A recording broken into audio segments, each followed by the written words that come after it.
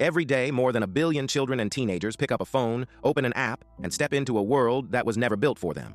Social media platforms were designed by engineers optimizing for one thing above all else: time on screen. Every notification, every like, every endless scroll is an engineered trigger, pulling the brain back again and again.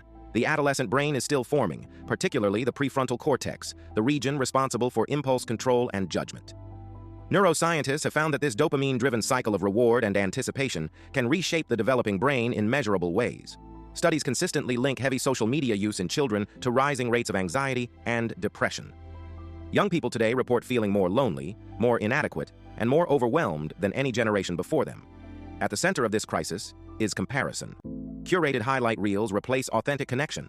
A child, scrolling through images of perfect bodies, perfect lives, and perfect moments, begins to measure their own worth against an illusion. Then, there is the threat that cannot be scrolled past: cyberbullying. Unlike the schoolyard of previous generations, online cruelty follows a child home, into their bedroom, into the final moments before they sleep. Privacy is another casualty. Children share personal details, locations, and images without understanding that the internet has a permanent memory, and that not everyone watching has good intentions. Sleep, too, becomes a casualty.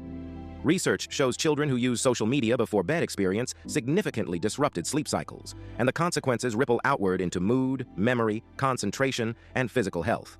And yet the platforms do little to enforce age restrictions, and algorithms actively surface the content most likely to provoke an emotional reaction, regardless of whether that content is appropriate, truthful, or safe.